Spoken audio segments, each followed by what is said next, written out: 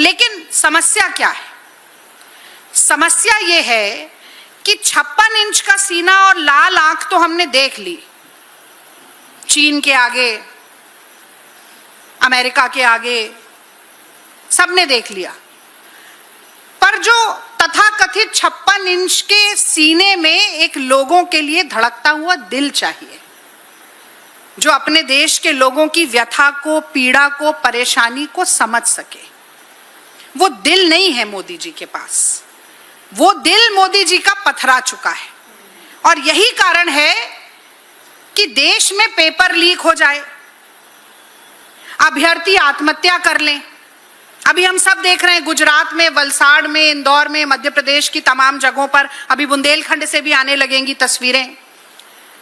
एक एक पानी की बूंद के लिए तरस रहे हैं। छोटी छोटी सी बच्चियों को कई सौ फीट नीचे उतर कर जाकर एक मटका पानी लेकर ऊपर चढ़कर आना पड़ रहा है। गैस नहीं है, मैंने बोला, पेट्रोल डीजल के लिए लंबी लंबी लाइनें लगी। और मोदी जी की प्राथमिकता क्या है? मोदी जी की प्राथमिकता है कि वो विदेश जाएं, पहले प्रवचन सुनाएं, फिर विदेश जाएं, वहां पर टॉफी चॉकलेट खिलाएं और रील बनाएं।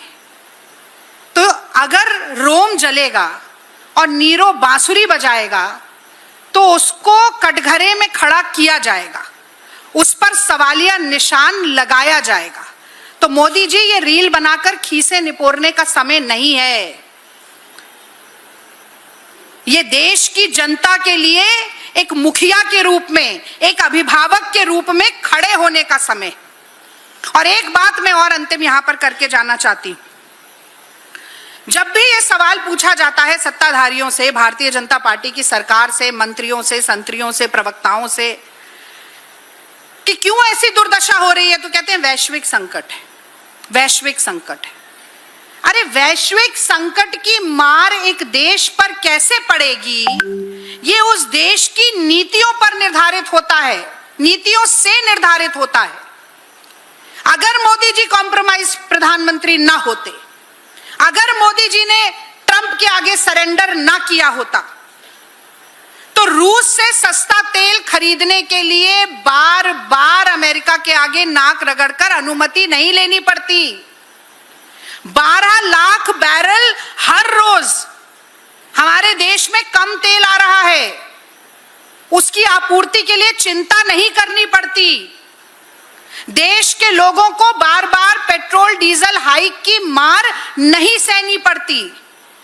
और मैं ये भी याद दिलाना चाहती हूं कि जो हाउस होल्ड इनकम है हमारे देश की, लोगों की घरेलू बचत, ये तो वैश्विक संकट से पहले ही 50 सालों में सबसे कम हो गई थी। चीन के साथ जो ट्रेड डेफिसिट है, 112 बिलियन डॉलर का हो गया था।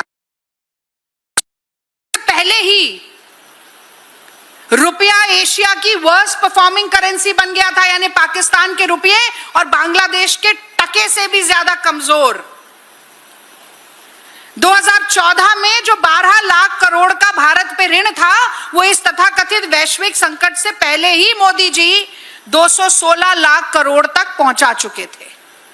तो ये वैश्विक संकट को ढाल बना लेते हैं, कभी धर्म को ढाल बना लेते हैं, कभी अपनी जाति को ढाल बना लेते हैं।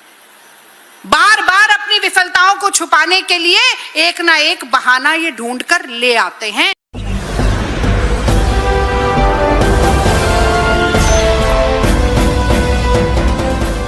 देख रहे हैं लाइव न्यूज 99, राष्ट्र सबसे पहले।